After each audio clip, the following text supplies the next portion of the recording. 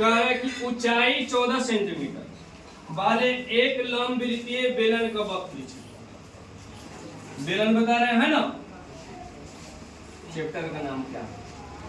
बेलन। चैप्टर का नाम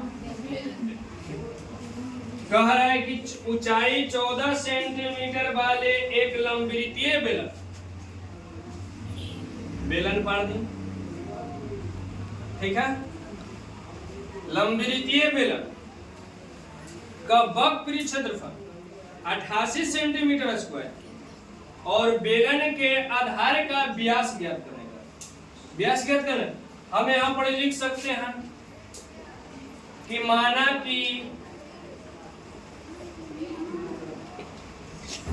कि लंबवृत्तीय बेलन लंबवृत्तीय बेलन की त्रिज्या आर मान लिए, क्या मान लिए? आर, कोई दिक्कत? ऊंचाई आपका दे वाले कितना? ऊंचाई दे वाले 14 सेंटीमीटर। अब चलते हैं, निकालते हैं लंबवृत्तीय बेलन का वक्र क्षेत्रफल देवल है ना। लिख सकते हैं लंबवृत्तीय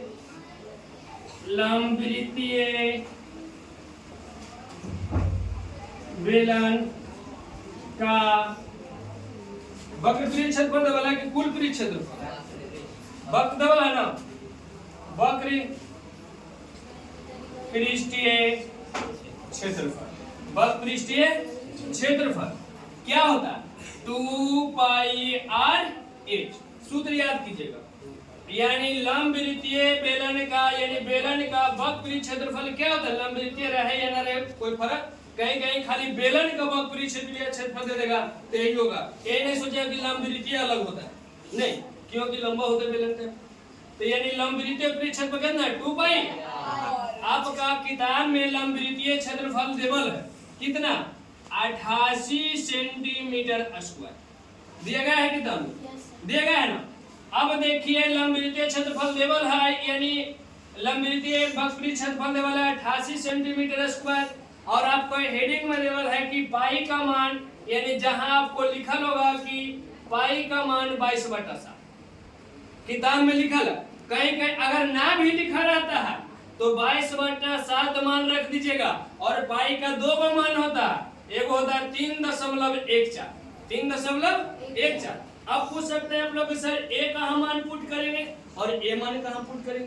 तो अगर नहीं कहीं लिखा रहेगा किताब में तो 22.7 पुट कर दीजिएगा, और नहीं तो अगर अधिकतर जगह आपका क्वेश्चन के बगल में लिखा रहेगा कि पाई बराबर 3.14 लिखा रहेगा तो पाई का मान 3.14 रखिएगा, कोई दिक्कत?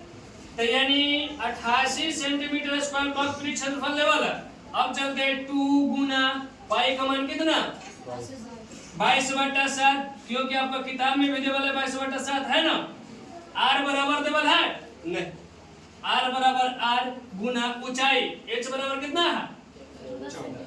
कोई दिक्कत नहीं? तो 7 दूनी 14, 2 कट गया ना, यानी कट गया। अब यानी से काटेंगे 22 से दूनी अथी, देखिए 88 सेंटीमीटर स्क्वायर, ये तो 14 सेंटीमीटर है ना।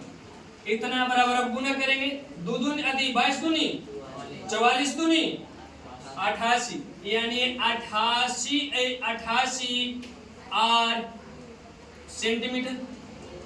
कोई दिक्कत है तो बोलिए, कोई दिक्कत है? गुना कर दे, तब आर बराबर पहले निकालेंगे, तो आर बराबर निकालेंगे तो 88 सेंटीमीटर स्क्वायर बटा 88 सेंटीमीटर। कोई दिक्कत है तो बोलिए, यानी जो है आर बराबर निकाले तो इसका नीचे हो गया है ना। 88 से 88 खत्म, यानी इससे खत्म, क्या मतलब एक स्क्वायर से वो खत्म हो गई, यानी बच गए 1 सेंटीमीटर। एक 2 स्क्वायर है ना ऊपर में, तो 1 स्क्वायर तो कट गया। 88 से 88 क्या मतलब कटा? 1 मरतबा में, यानी कहने का मतलब इसलिए कि आर बराबर कितना आ गया? 1 सेंटीमीटर।